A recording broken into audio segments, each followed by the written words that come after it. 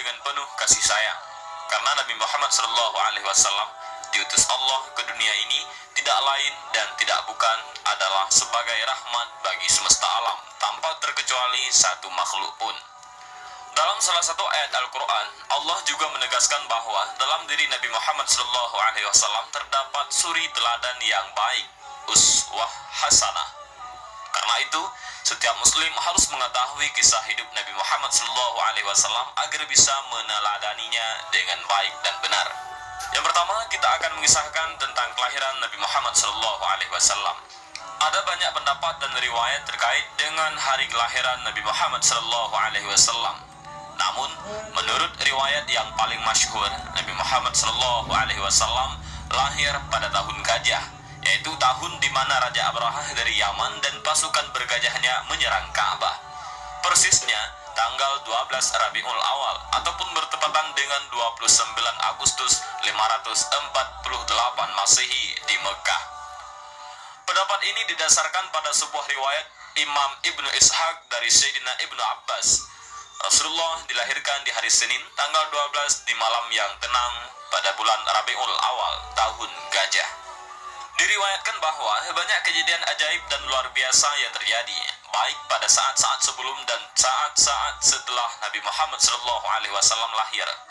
Pada malam menjelang kelahiran Nabi, pintu-pintu surga dibuka lebar, pintu-pintu neraka ditutup rapat-rapat, ribuan malaikat turun ke bumi, bulan terbelah, bintang-bintang bersinar terang, dan burung-burung yang penuh cahaya memenuhi rumah Sayyidah Aminah, ibunda Nabi Muhammad SAW.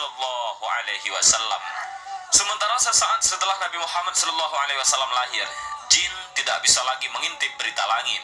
Arash bergetar hebat, seluruh langit dipenuhi cahaya sehingga menjadi terang. Istana Kisra berguncang begitu dahsyat sehingga menyebabkan 14 balkonnya roboh. Api abadi yang disembah umat Majusi padam. Gereja di sekitar Buhairah roboh, dan bahkan Ka'bah juga ikut bergetar selama 3 hari karena bahagia menyambut kehadiran Nabi Muhammad SAW. Nama Nabi Muhammad SAW bukanlah pemberian manusia.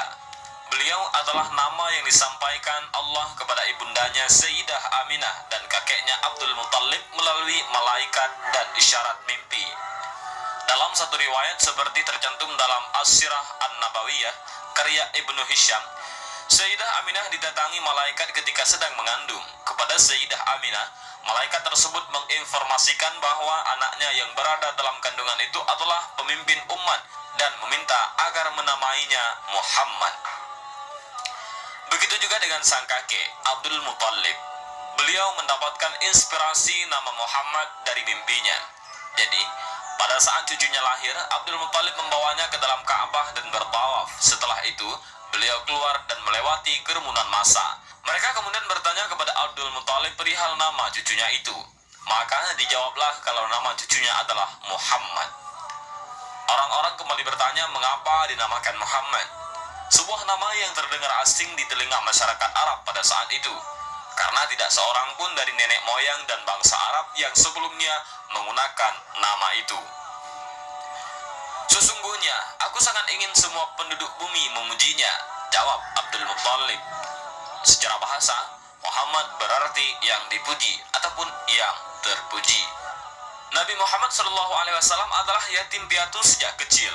Beliau ditinggal wafat ayahnya Sayyidina Abdullah ketika masih di dalam kandungan. Sang ayahanda jatuh sakit dan kemudian wafat dalam perjalanan balik ke Mekah setelah sebulan berdagang di Syam. Beliau kemudian dimakamkan di Madinah. Sementara sang ibunda Sayyidah Aminah wafat ketika Nabi Muhammad SAW berusia 6 tahun.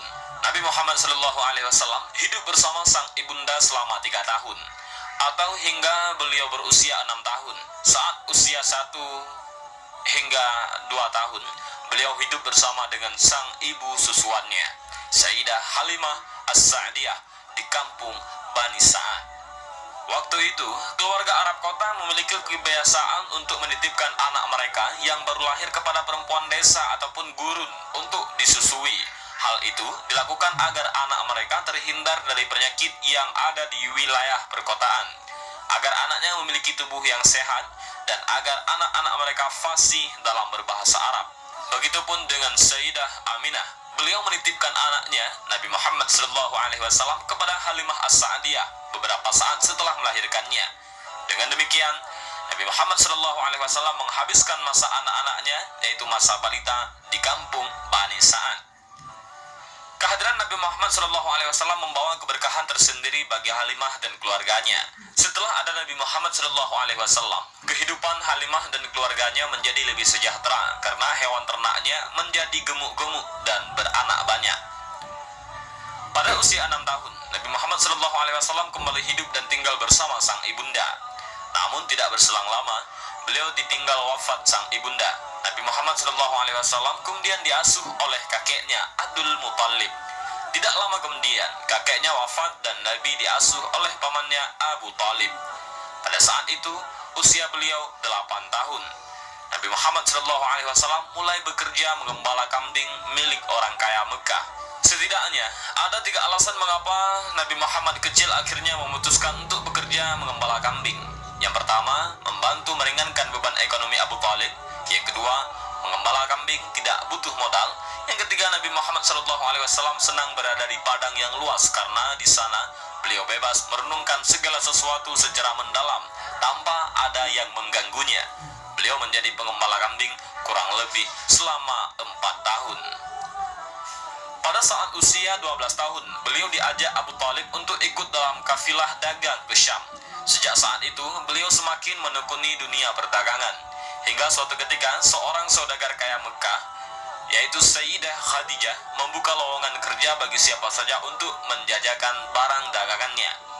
Abu Talib mendengar hal itu dan kemudian menawarkannya kepada Nabi Muhammad. Beliau menerima tawaran tersebut. Tugas pertama Nabi Muhammad SAW adalah berniaga ke negeri Syam. Beliau ditemani Maisarah, budak Sayyidah Khadijah, dengan membawa barang dagangannya berupa kain-kain. Berkat kerja keras, sikap jujur dan amanah, Nabi Muhammad SAW berhasil menjajakan barang dagangannya. Semuanya laku terjual dan untung banyak.